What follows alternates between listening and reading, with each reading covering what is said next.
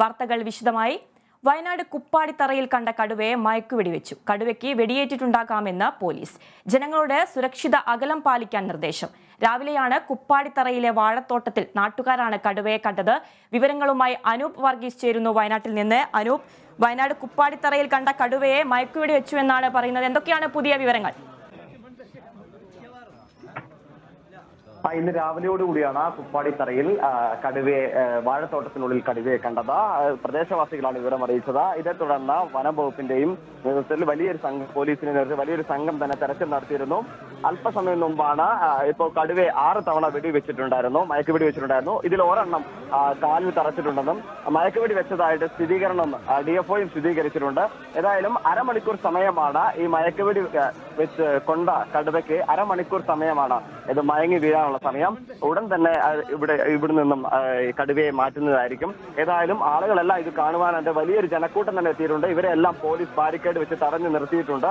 ഏതായാലും അല്പസമയത്തിനകം തന്നെ ഈ മയക്കുവെടി വെച്ച് കടുവയെ അരമണിക്കൂറിനകം തന്നെ ഇവിടുന്ന് പിടിച്ചു കയറ്റാമെന്നാണ് പറയുന്നത്. ഇത് പുതുശ്ശേരിയിൽ കർഷകനെ ആക്രമിച്ച കടുവയാണെന്നുള്ള കാര്യത്തിൽ സംശയമുണ്ട്. ഏതായാലും ഇതിന് വിദഗ്ധ പരിശോധനകൾ ശേഷമായിരിക്കും ഇതറിയുക. ഏതായാലും കുപ്പാടിത്തറയിലെ കടുവയെ മയക്കുവെടി വെച്ച് പിടികൂടിയിട്ടുണ്ട്. അതുപോലെ തന്നെ നാട്ടുകാരുടെ പ്രതിഷേധം വല്ലതുമുണ്ടോ? നാട്ടുകാരുടെ പ്രതികരണങ്ങൾ എങ്ങനെയൊക്കെയാണ്? പ്രധാനമായും വനത്തോട് ചേർന്ന് കിടക്കുന്ന സ്ഥലങ്ങളിലല്ല ഇതുള്ളത്. ഇവിടെ കടുവ എത്തിയത് വലിയ രീതിയിലുള്ള ആശങ്ക തന്നെ ജനങ്ങൾക്ക് എത്തിയിട്ടുണ്ട്. അതുകൊണ്ട് തന്നെ കടുവയുടെ സാന്നിധ്യം ഉണ്ടെന്ന് തിരിച്ചറിഞ്ഞ ഉടൻ തന്നെ വലിയ രീതിയിലുള്ള ഉണർന്ന് പ്രവർത്തിച്ചിട്ടുണ്ട് ഫോറസ്റ്റ് വകുപ്പ്. അതുകൊണ്ട് തന്നെയാണ് ഈ സമയത്തിനുള്ളിൽ തന്നെ കടുവയെ പിടികൂടാൻ സാധിച്ചിട്ടുള്ളത്. ഏതായാലും ഈ പുതുശ്ശേരിയിൽ കർഷകനെ ആക്രമിച്ച കടുവയാണോ എന്ന കാര്യത്തിലാണ് ഇപ്പോൾ സംശയം നിലനിൽക്കുന്നത്.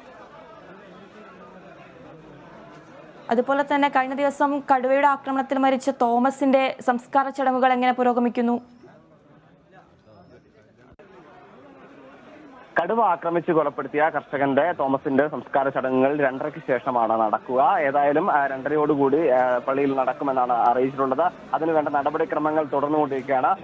ഈ ഭാഗത്തും കടുവ ഉണ്ടോ എന്നുള്ള ഭാഗത്തിലും തിരച്ചിൽ ഇപ്പോഴും വനംവകുപ്പിന്റെ നേതൃത്വത്തിൽ നടത്തിക്കൊണ്ടിരിക്കുന്നതിനിടയിലാണ് ഇപ്പോൾ ഇവിടെ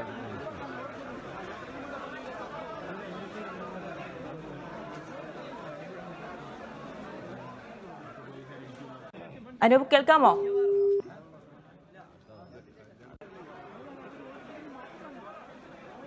വയനാട് കുപ്പാടിത്തറയിൽ കണ്ട കടുവയെ മയക്കുവെടി വെച്ചു. കടുവയ്ക്ക് വെടിയേറ്റിട്ടുണ്ടാകാമെന്നാണ് പോലീസ് പറയുന്നത്. ജനങ്ങളോട് സുരക്ഷിത അകലം പാലിക്കാൻ നിർദ്ദേശം. രാവിലെയാണ് കുപ്പാടിത്തറയിലെ വാഴത്തോട്ടത്തിൽ നാട്ടുകാരാണ് കടുവയെ കണ്ടത്.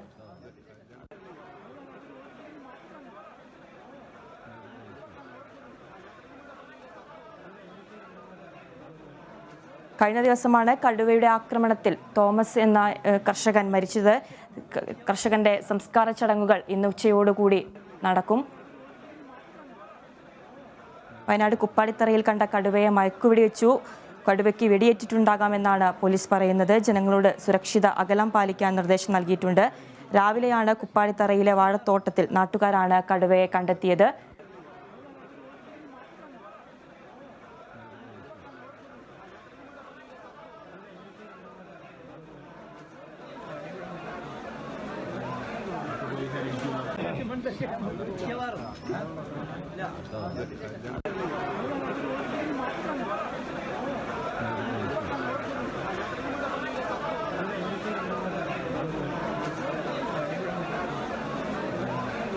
വയനാട് കുപ്പാടിത്തറയിൽ രാവിലെ വീണ്ടും കടുവയെ കണ്ടെത്തിയതായിരുന്നു നാട്ടുകാർ. വാഴത്തോട്ടത്തിലാണ് നാട്ടുകാർ കടുവയെ കണ്ടത്.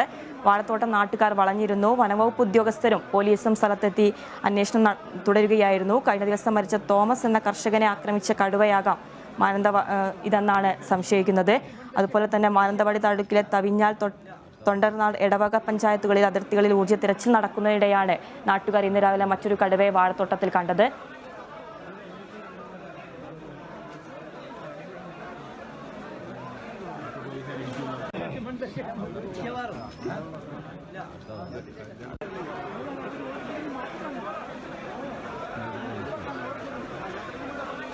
വയനാട് കുപ്പാടിത്തറയിൽ കണ്ട കടുവയെ മയക്കുവെടി വെച്ചു.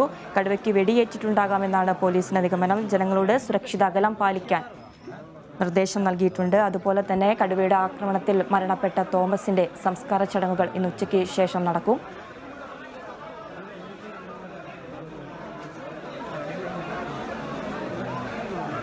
കടുവയെ 6 തവണ വെടിവെച്ചിട്ടുണ്ട്. കടുവയെ ബത്തേരി മൃഗപരിപാലന കേന്ദ്രത്തിലേക്ക് മാറ്റുമെന്നാണ് അറിയാൻ കഴിഞ്ഞത്.